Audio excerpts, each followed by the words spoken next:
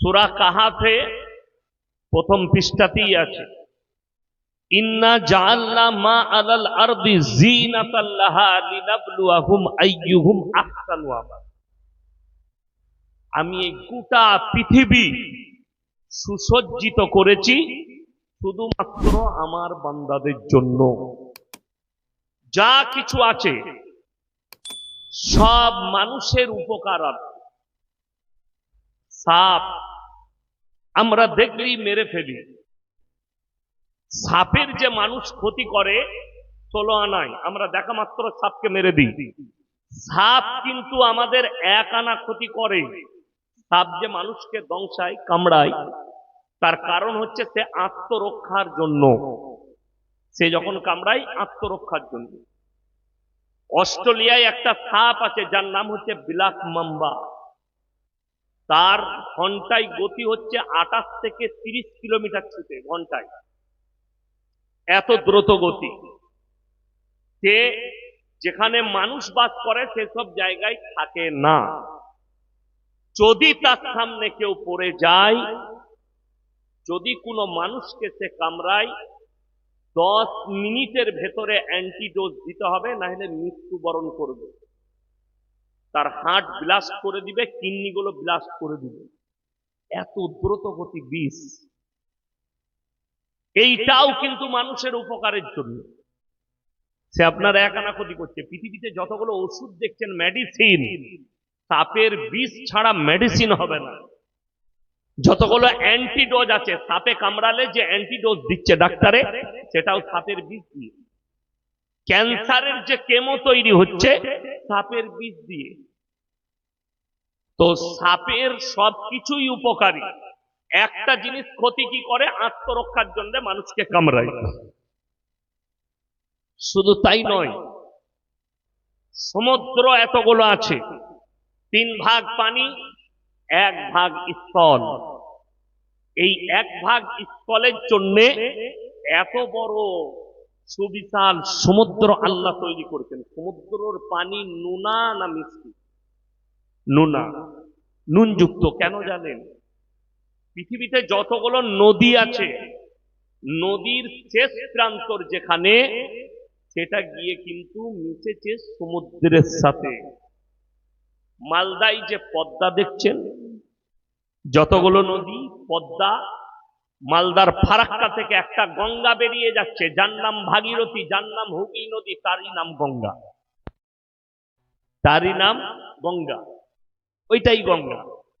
একবারই গিয়ে এই গঙ্গা যখন ফারাক্কা থেকে যাচ্ছে, ও একা যায়নি, অনেকগুলো নদীকে গ্রাস করে যাচ্ছে। বীরভূম ডিস্ট্রিক্টের কাছে ময়ূরাক্ষী নদীকে নিচ্ছে, বর্ধমান আর বীরভূমের বর্ডার কাটুয়ার কাছে কাকে নিচ্ছে? অজয় নদীকে নিচ্ছে। আবার হুগলির কাছে দ্বারকেশ্বর, মুন্ডেশ্বরী, দামোদর, মেদিনীপুরের রূপনারায়ণ সবাইকে নিয়ে নন্দীগ্রাম হয়ে হলদিয়ার কাছে সমুদ্রে প্রবেশ করছে। সেই জায়গাটার নাম হচ্ছে মোহনা, যেখানে সমুদ্রের পানি ঢুকে। এই পদ্মা দেখছেন বাংলাদেশের ওপর দিয়ে গিয়ে সমুদ্রের ভেতরে প্রবেশ করেছে। পৃথিবীতে বন্যা হবে, মানুষ মারা যাবে, গরু ছাগল হাঁস মুরগি মারা যাবে, পৃথিবীটা দূষণ হবে। এই নদীগুলো টেনে নিয়ে গিয়ে ওই মরা জিনিসগুলো যখন ভরে দেবে, সমুদ্রের নোনা পানি তাদিকে মিটি দিয়ে দূষণ মুক্ত করে দেবে। জোরে বলুন সুবহানাল্লাহ। শুধু তাই নয়, পৃথিবীর যতগুলো গাছ আছে, অ্যামাজনের জঙ্গল আর আফ্রিকার জঙ্গল,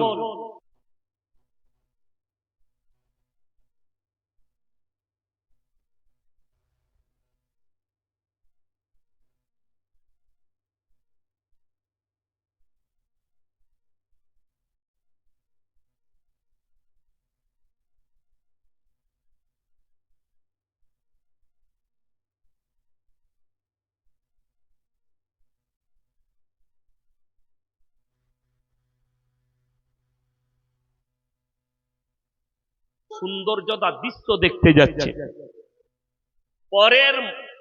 পরের আয়াতটা আরো মারাত্মক ডেঞ্জা। ওয়া ইন্না লাজাইলুনা মা আলাইহা সাইদান জুরুজা। হে আমার নবী, পৃথিবীর মানুষকে বলে দাও, আবার এমন একটা দিন মানুষ সম্মুখীন হবে, গোটা পৃথিবীটাকে আল্লাহ লেবেল করে দিবে। একটা গাছপালা, ঘর বাড়ি, পাহাড় পর্বত, নদ নদী, নালা কিচ্ছু থাকবে না। যেমন খেলার মাঠ হয় সেম ওই রকম করে দেব। মানুষ যেভাবে পরিষ্কার পরিচ্ছন্ন করে ব্যবহারের জন্য, আমি ঠিক সেম টু সেম ওইভাবে করে দেব। আমার বন্ধুগণ, আমার ভাই, আজকে সবাই নিয়ত করুন আমরা সকলে ইমানদার হব। জোরে বলুন ইনশাআল্লাহ। ভারতে মুসলমানের অভাব আছে, 30 কোটি মুসলমান আছে।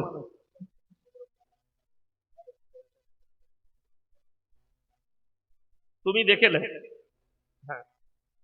আমার বন্ধুগণ, আমাকে অনুরোধ করে বলছি যে আপনি মমিন হবেন। আপনি মুসলমান, মুসলমান 30 কোটি আছে ভারতে, কিন্তু মমিন বার করতে হবে খুঁজে। মমিনের অভাব, মুসলমানের অভাব নাই। আব্দুর রহমান, আব্দুল জব্বার, আব্দুল সত্তার, রহিম, করিম অনেক আছে, কিন্তু মুসলমান মমিন পাওয়া মুশকিল। আল্লাহর কাছে মমিনের স্থান আছে না বেঈমানের? কথা বলেন, কথা বলে না? কোরআন শুনেলেন, মান আমিলা সালিহান ফালিনাফসি ওয়া মান আসাআ ফাআলাইহা। যে বা যাহারা ভালো কাজ করবে আল্লাহ তাদেরকে পুরস্কৃত করবেন, যে বা যাহারা খারাপ কাজ করবে আল্লাহ তাদেরকে তিরস্কৃত করবেন। আপনারা আমার দিকে গড় করুন, ওইদিকে যা চলছে চলুক। এই ইউটিউবের লেগে জানেন আলেমরা বদনাম হয়। বদরুদ্দুজা নাদবি সাহেবকে চিনেন? এত ভালো আলেম। হারামখোররা রেকর্ডিং করার লেগে, ভিউ পাবার লেগে চোখে লাইট মারছে, যাতে লোকটা কিছু বলুক, ছাড়বো, ভিউ পাবো। এই নিয়তগুলো কত খারাপ বুঝতে পেরেছেন? আমার ভাই, আপনাদিকে অনুরোধ করে বলছি, আপনি মুমিন হন, বেঈমান নয়, মুসলমান। আমরা সবাই আল্লাহকে বিশ্বাস করব। হাত তুলে বলুন তো ইনশাআল্লাহ। এই হাত তুলতে লজ্জা লাগছে? কথা বললে কথা শুনবেন। মুজাম্মেল হক সাহেব, বিদ্যপ্ত উলামায়ে দ্বীন, আমার আব্বাজির সাথে অনেক জলসা করেছেন আমার বাবাজি। আমি কি মিজাজের আপনারা জানেন। আমি খুব নরম মিজাজের, কিন্তু বায়ানের সময় কিন্তু আমি নরম মাল নয়, খুব গরম। আমার সাথে পার্সোনালি মিশবেন, যে বক্তারা মিশেছে জানে আমি কিরকম লোক। আপনি আমার বাড়িতে আসুন, মেহমানদারি করাবো, আপনি বুঝতে পারবেন ইয়াসিন সাহেবের মন কেমন, ব্যবহার কেমন। কিন্তু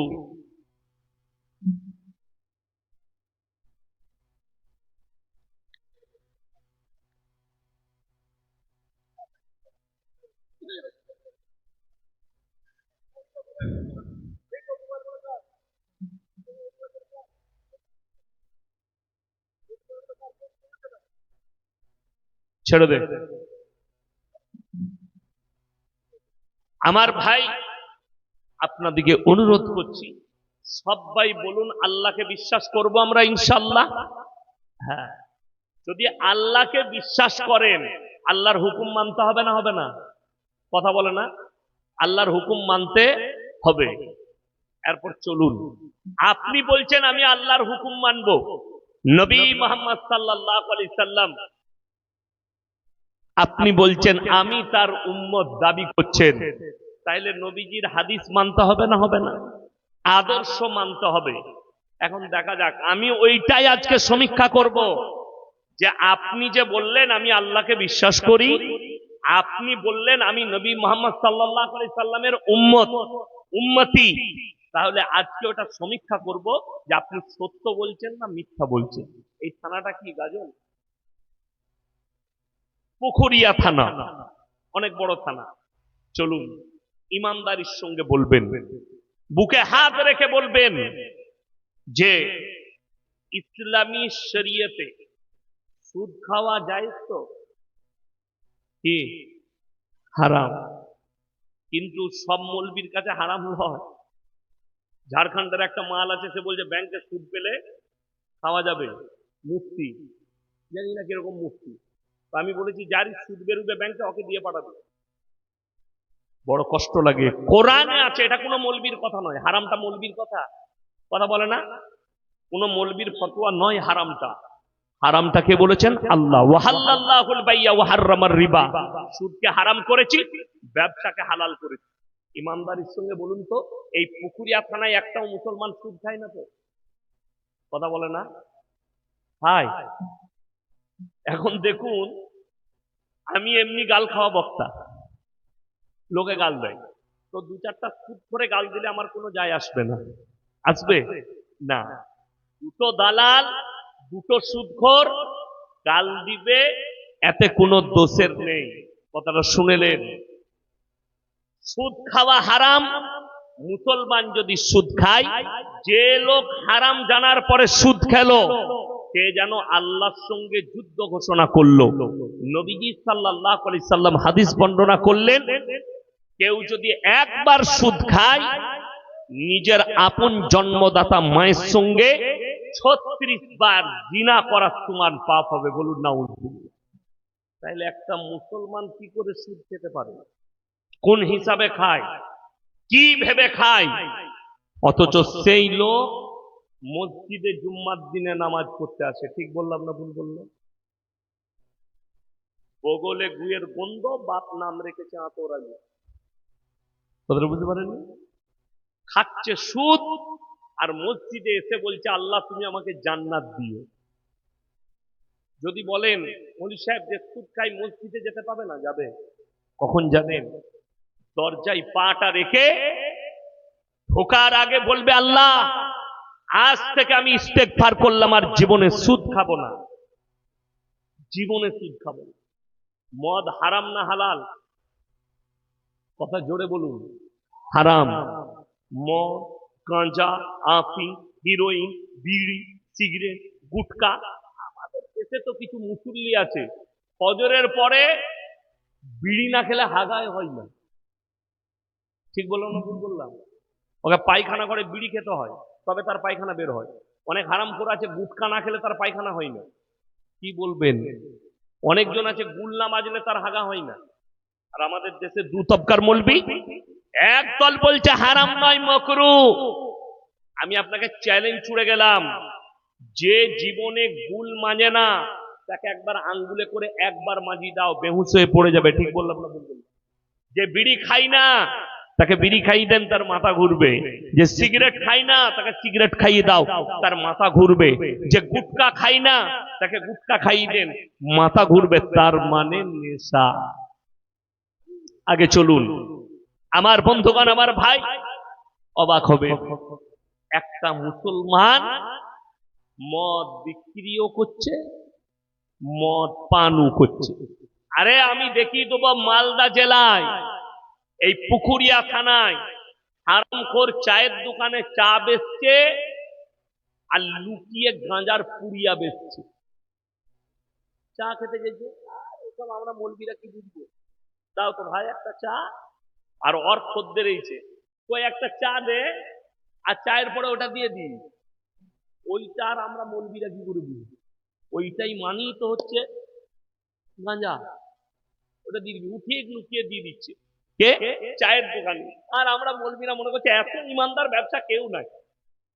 আর মৌলবীরা আমরা গেলে একটু ভালো গাঢ় দুধের চা করে খাইয়ে দিচ্ছে। আর আমি বললাম ও দারুণ ইমানদার দোকানি, আমাদেরকে যা খাতির করে, কিন্তু হারামখোর তলায় তলায় গাঁজা করছে।